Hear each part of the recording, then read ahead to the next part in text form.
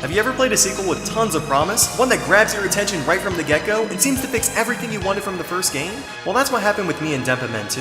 The first couple hours were fantastic, but as I progressed, I wasn't prepared for the brutal, tedious, and most importantly, unfair adventure ahead of me. And to add insult to injury, it was still really darn cute.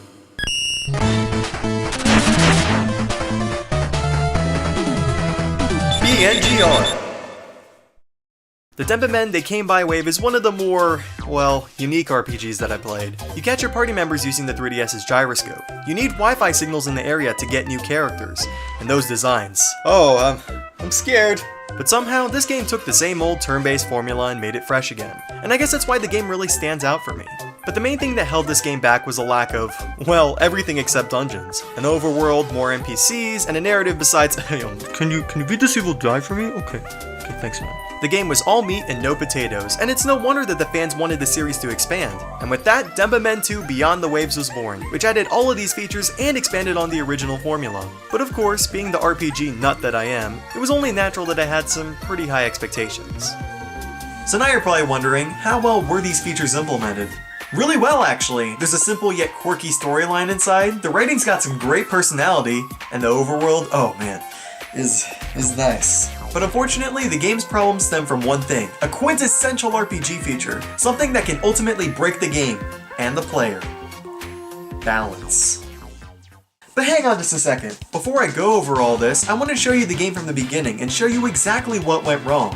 So, if you want to learn more in depth about the Denpa mechanics, check out my review of the first Denpa game right here. You ready? Let's begin. So the game begins with a randomly generated Denpa, or the one from the first game if you choose to transfer your old party, who gets his wife and kids kidnapped by monkeys, and like any good husband, asks for someone else's help to get them back. He also has a really grating voice. My family, they've been kidnapped by that boss monkey, and I couldn't do anything to stop him. What kind of father am I? Anyway, in his hometown, you catch your party members, gear up, and head off to find this dude's family. So when you finally enter the overworld, you'll probably think at first, wow, this is like every RPG ever. Which is actually expected, seeing the developers made a lot of Dragon Quest games, which pretty much standardized JRPGs as we know it. So just like those games, you'll be going town to town, dungeon to dungeon, fighting monsters and bosses, rinse and repeat.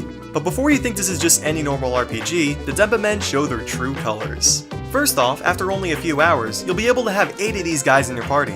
Of course, giving them orders one by one would be a freaking nightmare, but luckily there's 4 battle strategies you can choose from, like heal and go for it, and the AI is good enough that you won't have to give specific commands often. And for some reason, I find enjoyment out of seeing a bunch of Denpa beating the living crap out of a single enemy, because I'm a nice guy like that. Second is their equipment, which makes all of these guys look really unique. Unlike most RPGs where equipment is primarily used for defense and attack, these items help with pretty much every single stat. Not to mention you can also equip different stuff to counteract the Denpa weakness, since they usually come with one depending on their color. In simpler terms, imagine in Pokemon some items or abilities that help counteract the monster's weaknesses. And besides, according to the developers, these guys are naked. They said that they have a thin layer of fur, like the coat of a zebra. You know what part I like about this game? The part where I'm not controlling 8 naked dudes and putting them in polka dot dresses. Oh my god.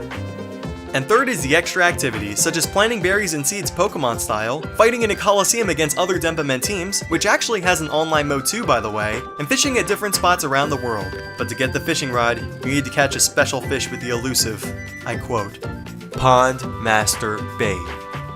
So funny, guys! Now trust me, you'll actually be going back to these activities quite a lot, but I hate to say it'll be for all the wrong reasons.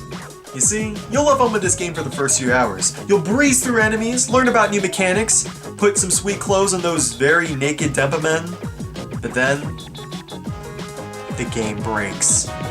The encounter system, broken. When you win a fight and get thrown back in the overworld, you frequently get hit by another monster about half a second later, giving you no time to recover or open the menu. The enemy balancing, broken. You will have enemies in an area that are exponentially stronger than others, and they'll kill your party in 2 hits, usually since most of them can attack twice. Now I know what you're thinking, in most RPGs this wouldn't be a problem if you level grind, but even the gold system can be downright infuriating. In fact, just a few hours into the game, level grinding will actually get you less gold than it actually takes to do said level grinding with potions and revives. This results in you getting stuck and having to level grind even longer in areas with weaker enemies. Now that's just some serious BS. But you know, this would be okay if the level grinding actually did something for your party. But I'll tell you, I level grinded 6 levels before going back to the dungeon I was supposed to go to, and guess what happened? I died right after I left the town against the first enemy that I fought. You know, at this point, I just wanted to throw my freaking 3DS against the wall, because I level grinded the whole day and it did nothing for me. But it got worse. Little did I know, when you try to fight monsters in the overworld and any of your party members die in the middle of a battle, they get transported out of your party when it's over and you have to go all the way back to the starting town and get them. Imagine a Pokemon after a fight and the game's like, hey, you know those 3 Pokemon that died in battle? Yeah, let me just put those in the PC for you and charge a fee to get them back. You can't do this! But then, silly me, I realized I was doing something wrong. You see, I tried blasting through the game with the same Denpa men I started with. I mean, it worked in the first game, so I thought, you know, maybe it'd work with the second one. It did not, at all. This makes the game nearly impossible. If you want to beat this game, you're pretty much required to go to different Wi-Fi hotspots or different signals to find people to replace members of your party. But even then, this was a complete pain. I went to different Starbucks and bookstores looking for new Denpa men, and a lot of them still sucked. What's even worse is that this isn't something you can just push a button and fix either. You have to keep going to different places and different hotspots until you find what you need.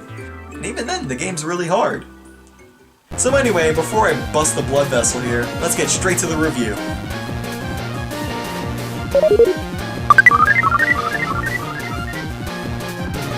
The Denpa Men 2 Beyond the Waves has the foundation of a fantastic RPG. The graphics and 3D effect are extremely charming and well done, though almost identical to the first game. The music is some of the best I've heard on 3DS, and the battle system has more than enough content to keep players interested. But this game is not for the faint of heart. I just want to reiterate that this game is soul-crushingly hard if you beat it with your original Denpa Men, and NES-style difficult if you go around town and replace your party. In other words, it's a 30 to 40 hour long RPG with about half of it being padding. Very unfair padding. But somehow the game manages to not get too tedious, if you play the game right. There's so many extra things to do in the world that leveling up a few times won't bother you as much. Despite some fundamental RPG elements going horribly wrong, I was still pretty hooked to the game. I wanted to see this plot unfold, I wanted to get stronger and customize my team with crazy clothing, I wanted to see how the world and mechanics from Denpa Men 1 expand beyond my wildest imagination. Denpa Men 2 Beyond the Waves may be a deeply flawed game, and not the sequel everyone was hoping for, but I'll admit, for $12 I still had a pretty fun adventure. I just wish it wasn't such a mediocre RPG. Alright, it's time for the verdict. Let's see how Denpa Men 2 fares. Denpa Men 2 gets a mixed score from me. If you like your JRPGs really hard and you can go to different hotspots and get different Denpa Men, then this game gets a check, a good, and I definitely recommend it.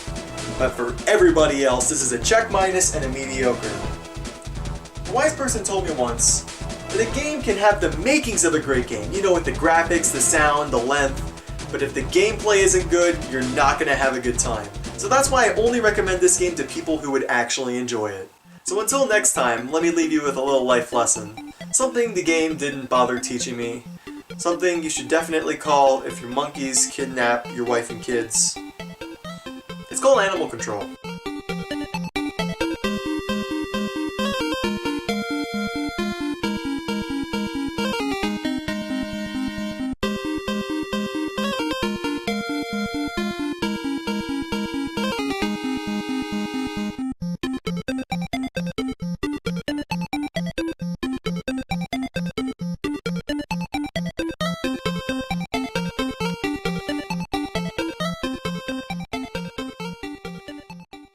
You know what part I like about this game? The part where I'm not controlling 8 naked dudes on a... I can't do this.